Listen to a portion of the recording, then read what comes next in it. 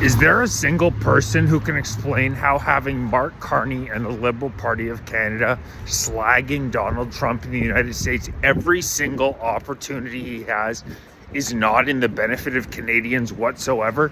Just look at a map. We share the largest border in the world with the United States. We've only spent 1.3% of our gross domestic product on defense for the past 11 years under Liberal leadership. The Arctic Circle is becoming more and more contentious. Without the United States, we need the United States. They're our number one trade partner. 76% of all trade is done with the United States. We could not defend ourselves without them. We share a border with them. They're the most powerful country in the world. It just makes common sense. Regardless of what you think of Trump, Canada must maintain a strong relationship with the United States. Yet Mark Carney, a global banker who spent his life in service of the WF, Davos, and Brookfield Asset Management, speaks negatively about Donald Trump in the United States every opportunity that he gets. He doesn't do it when he's in the White House. The only time the two-faced guy is not incredibly negative to the U.S. is when he's actually sitting beside Trump, in which case he brown noses and kisses the guy's ass like you wouldn't believe. But outside of sitting beside him and brown nosing, that two-faced Carney is constantly speaking negatively about the U.S. And it's like, do you not think that United States officials are watching? Do you not realize that the entire reason 10% got tacked onto our tariffs was because of the ads that Ford was running that tried to antagonize the United States Supreme Court to rule against tariffs? Taking an antagonistic approach to Donald Trump and the U.S. administration is the worst thing a Canadian government could do. We need the U.S. They account for over 3/4 of our total trade. The idea that we are going to replace the United States with China or some Asian country, besides the fact that geographically it makes no sense, practically it makes no sense. We share a border with the U.S.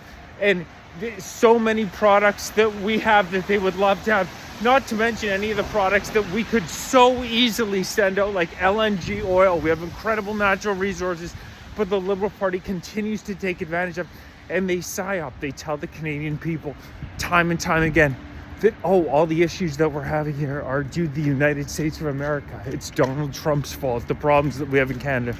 When in reality, Trump and the Republican Party have nothing to do with the insane immigration policy that we have in Canada. A housing crisis that's due to Liberal policies that invite 1.5 million people into the country when we're only building 220,000 houses, and there's already a housing affordability crisis in Canada unlike anywhere else in the G7. So they're bringing 1.3 million more people into the country than houses they're building, and their prognostications for how many houses they're going to build are usually more optimistic than what winds up happening. And they're inviting 1.5 million people in when we have an affordability crisis. Basic supply and demand.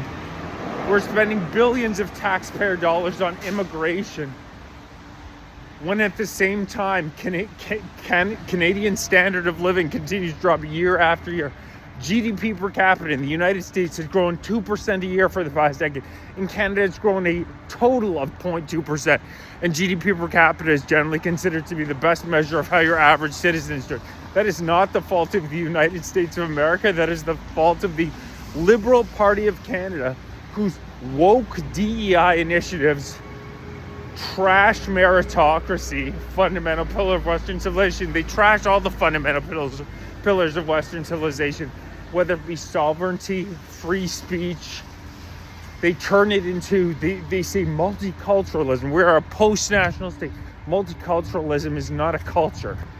Culture has to be something positive. Multiculturalism means nothing. And they say that they try to erase Canada's identity.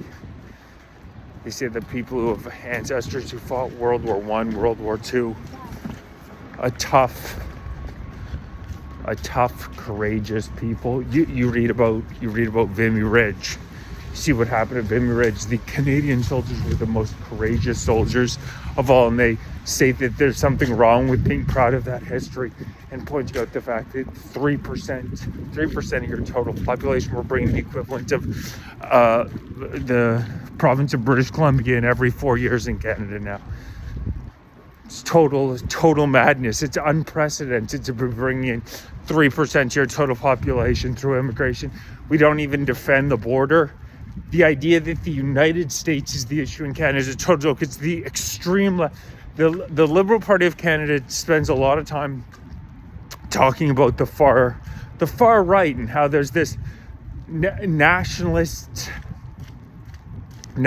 group to fear, when in reality they are extremely far left. They're trying to pass bills like Bill C8, Bill C9, bills that criminalize speech, bills that allow them to unilaterally cut your internet service off if they don't like what you're saying, bills that can see you land in prison for life if you are convicted of so-called hate speech, while at the same time removing the Canadian Supreme Court just removed mandatory 1-year prison sentence for those that